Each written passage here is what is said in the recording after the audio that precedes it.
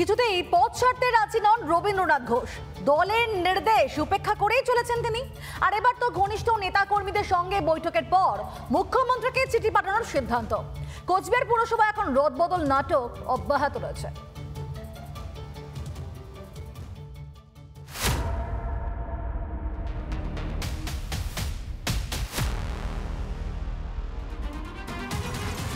দল নাকি পদত্যাগ করার নির্দেশ দিয়েছে, তারপরে ইস্তফা দিতে নারাজ কোচবিহারের পুরপ্রধান রবীন্দ্রনাথ ঘোষ।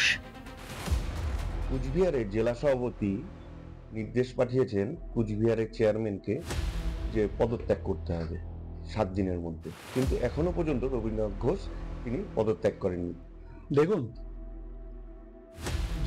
কোনো জেলার সভাপতি চেয়ারম্যান, ভাইস চেয়ারম্যান তাদেরকে পদত্যাগ করতে বলতে পারে না, কারণ এটা অ্যাডমিনিস্ট্রেটিভ পোস্ট।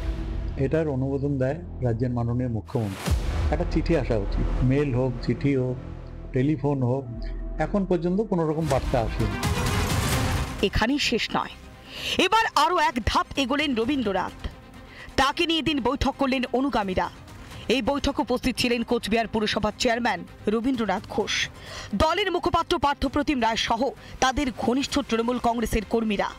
সেই বৈঠক থেকে এবার গোটা বিষয় নিয়ে মুখ্যমন্ত্রীকে চিঠি লেখার সিদ্ধান্ত হয়। বর্ষিয়ার নেতা রবীন্দ্রনাথ ঘোষকে এহেন অপরা একটা ছেটে ফেলার যে চক্রান্ত, সেটা আমরা মনে করি, বা ওরা মনে করে, বা আমাদের সকল কর্মীরাই মনে করি সেটা ঠিক নয়। সকলে আলাপ আলোচনা করেছে, বেশ কিছু সিদ্ধান্ত নিয়েছে, সেগুলো দলের সর্বোচ্চ নেতৃত্বের কাছে পৌঁছে দেবে। আমিও তাদের সহমত পোষণ করেছি।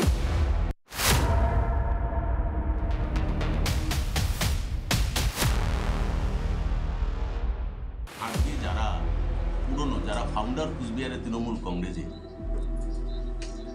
তাদেরকে আজকে আস্তে আস্তে ছেটে ফেলা হচ্ছে। তো যারা প্রাপ্ত হয়েছেন বা যারা পুরনো কর্মী আছে, আমি ওনাদের ভাববার জন্য বলছি, ওনারা ভাবুক যে আজকে কুচবিহার জেলায় কি পরিস্থিতি।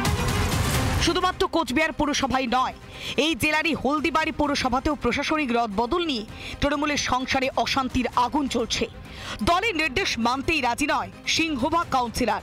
মাথাভাঙা পুরসভায় আবার ইস্তফা দেওয়ার পর ক্ষোভ উগরে দিয়েছেন পদত্যাগী পুরপ্রধান। পুরো রদবদলে ক্ষোভ চেপে রাখা যাচ্ছে না। রিপাবলিক বাংলা। নানা ধরনের কন্টেন্ট দেখার জন্য লাইক করুন, শেয়ার করুন আমাদের ফেসবুক পেজ, সাবস্ক্রাইব করুন আমাদের ইউটিউব চ্যানেল।